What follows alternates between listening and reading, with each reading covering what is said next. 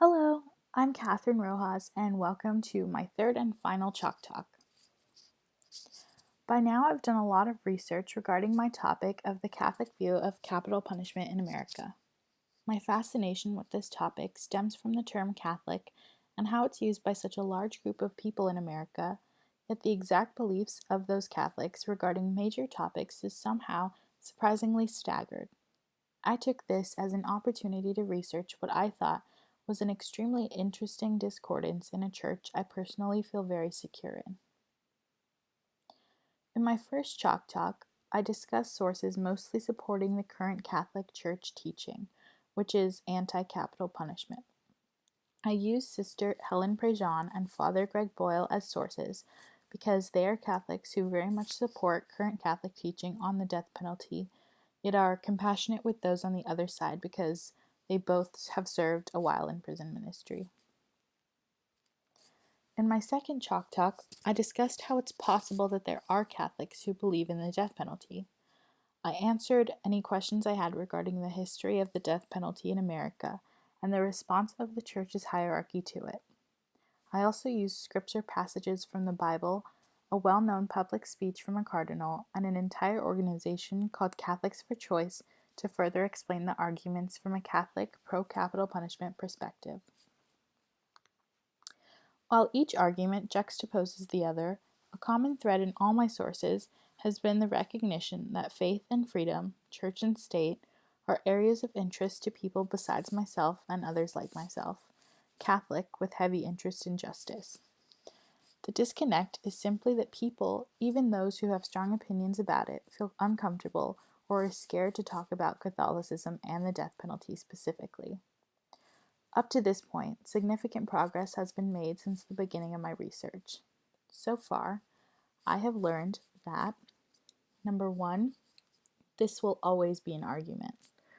I've come to terms with the fact that so long as Catholicism exists in America and the death penalty is practiced in America, people interested in how the two relate will never come to an exact or correct conclusion when trying to answer the question, why do some Catholics believe in the death penalty when the leader of their church literally tells them not to? This brings me to my next point. I've learned that it is extremely difficult to find credible sources that even show that there are Catholics who support the death penalty. I briefly mentioned this in my second Chalk Talk, but I was really astounded at the amount of reliable sources I found, or rather had not found, when trying to explain the Catholic pro capital punishment argument. This was perhaps the most frustrating obstacle to face because I know they exist. Actually, some of my own family and friends are examples of these people, and I was so excited because I knew their opinions and I would have loved to interview any of them, but when I brought it up, each one of them were not interested. A lot of what I had found were people's personal blogs or unreliable articles talking about how they were Catholic but pro capital punishment. Number 3. Scripture is about interpretation, not translation. Some of the main points of the Catholic pro-death penalty argument use Scripture as evidence to support their argument. Perhaps the most known passage demonstrating this is an eye for an eye, a tooth for a tooth, which can be interpreted either way. Pro-death penalty Catholics would say, this is perfect evidence. It's in the Bible. This is what was believed to be right. Thus, we need to continue this practice in our society. While anti-death penalty Catholics would argue that this was not meant to take literally, or that our society needs to move on from this train of thought, because the days of the Bible were very much different. Another point I've learned is that the death penalty being held to the same degree of controversy as abortion or euthanasia is an argument in and of itself. Up until recently, I had always thought of these subjects as equal.